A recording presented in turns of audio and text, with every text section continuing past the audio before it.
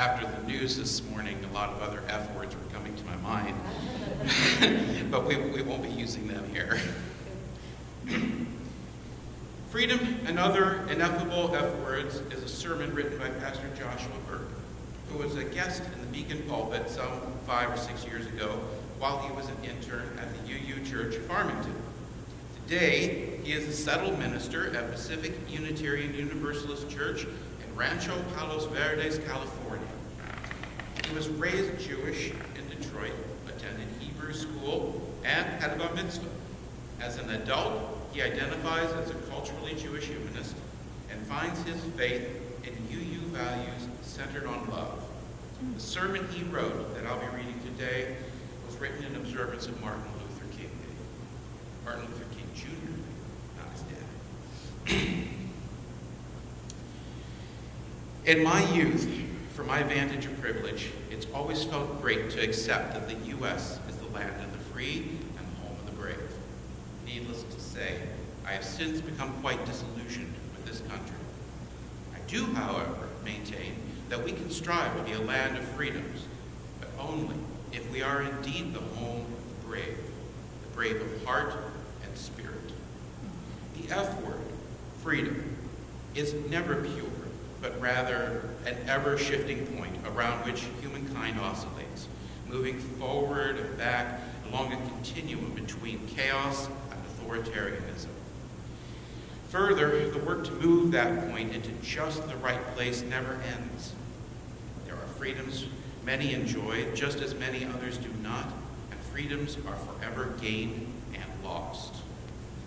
As my awareness of the complexity of the idea of freedom came into greater focus, I also understood better how the price of that awareness, the price of knowledge, and especially the price of having freedoms at all, is indeed vigilance. Vigilance to catch myself when I choose to rest on laurels or evade responsibility. Vigilant courage to take essential risks.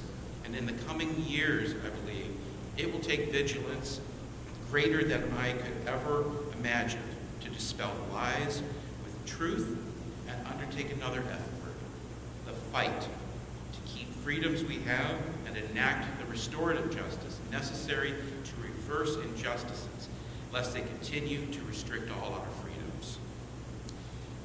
For revolting barbarity and shameless hypocrisy, America reigns without a rival, unquote. Not my words.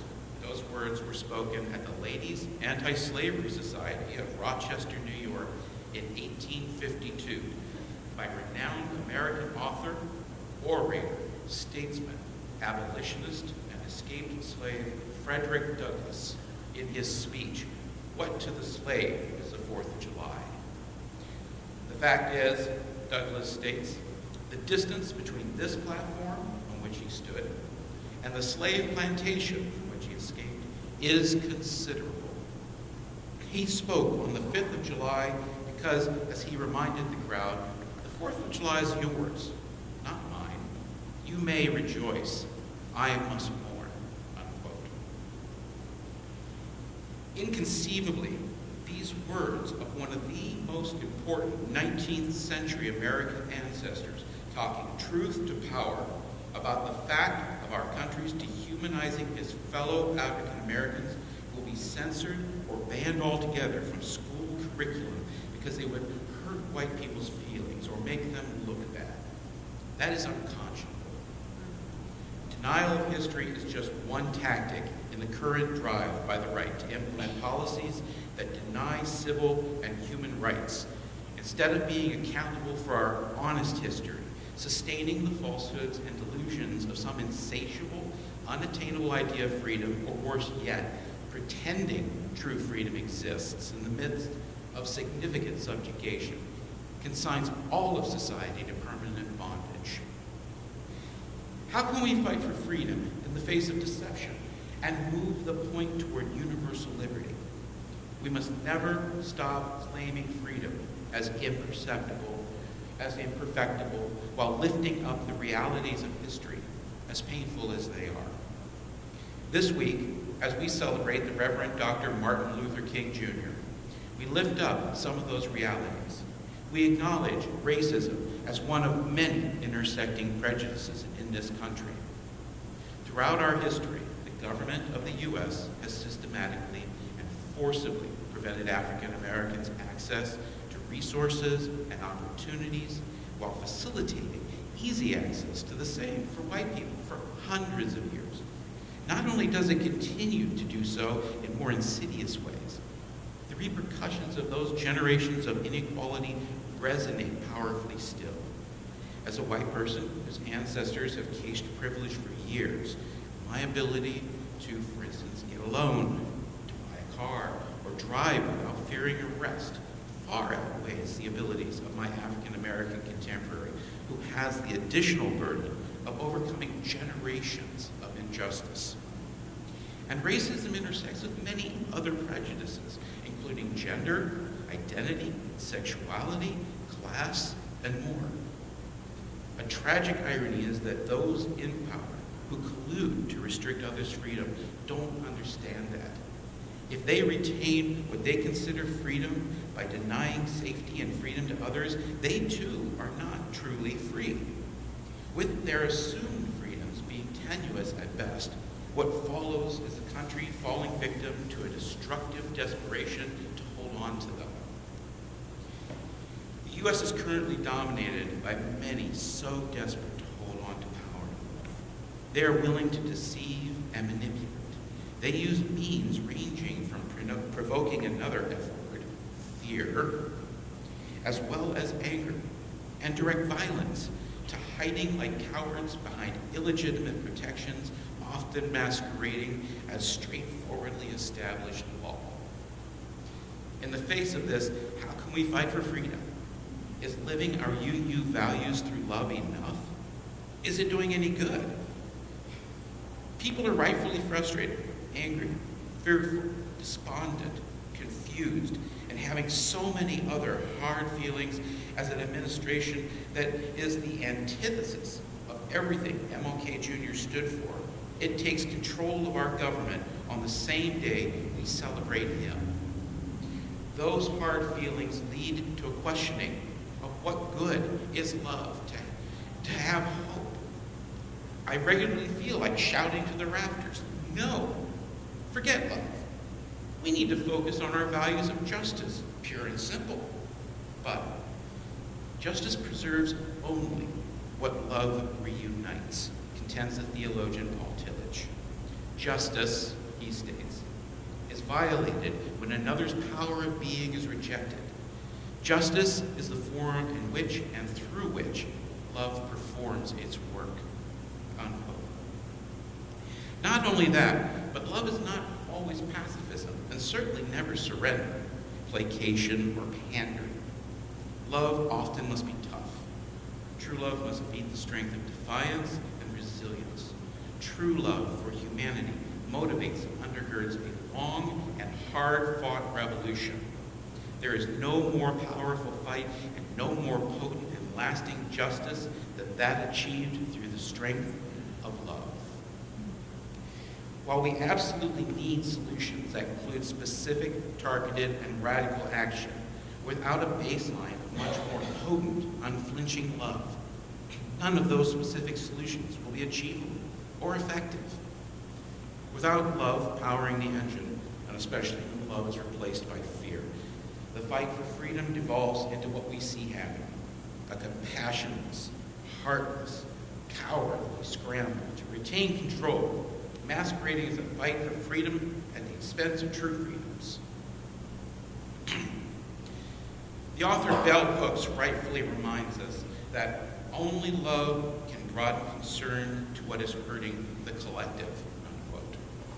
In her essay, Love as a Practice of Freedom, she goes on to explain that recognizing the uncontestable humanity in each other, loving each other, requires giving up individual comfort and privileges. With all due respect to Bell Hooks, giving up comfort seems not a strong enough phrase. It will require confronting violent oppression head-on, as many have always been forced to do because of this country's foundation in white supremacy culture. And as we all must do, ever more powerfully, going forward past tomorrow. The reality we are confronting now is that as radical love for humanity drives us to poke the bear more and harder, we have been and are going to be experiencing more of a desperately violent reactionary response, and likely for a long time to come. The struggle to kill or tame the bear that is hatred and fear will see many hurt and killed. But the good news is, witnessing more reactionary violence means more people are taking action to fight for freedom. Take heart that many people are loving bravely. Langston Hughes cautions in his poem Freedom that freedom will not come today, this year, nor ever through compromise and fear. So we must not be afraid, unquote. Inherent in that statement, and in what I've said so far, is another F, faith. This faith is not of a traditionally religious nature. It's a faith in humanity's ability to overcome. I tend toward rationalism, so I have faith in what I can observe, using factual evidence to come to a conclusion. The rational facts are that ancestors have achieved more freedoms while surmounting incredibly high obstacles. The fact is that I have personally witnessed successes along the way to even more. When we sit at home alone, cursing at the inconceivable, wrong-minded thinking of so many, look to the many stories of people fighting and moving from that type of fear to freedom, of radical change that has and is made and sustained by loving communities of like-minded individuals with faith in themselves and others. The faith I am referring to is faith in the power and ability to love sufficiently to effect change that is progressive and revolutionary enough to sustain a society that has hit a giant roadblock, but ultimately is ever moving forward toward more and equal freedoms. Joining together in great numbers with love, I have faith we can succeed. When we leave here today, as that faith fades towards unattainability, and it will, recall bell hook's words that once we choose love, we instinctively possess the inner resources to confront that pain, unquote. She reassures us that moving through the pain to the other side, we find the joy, the freedom of spirit that a love ethic brings, unquote. Right now, as reactionary conservatives erroneously believe white people are under attack and fear a loss of control when there is an honest accounting of our country's racial history, MLK Jr.'s words, Frederick Douglass' words, Langston Hughes' words, and bell hook's words are censored or banned completely. Think about that for a moment. The thoughts, admonishments, and teachings of our most important American ancestors of freedom and the power of love will not be taught to American youth because it will hurt white people's feelings or make them feel bad. This is unconscionable. People ask me what action they can take.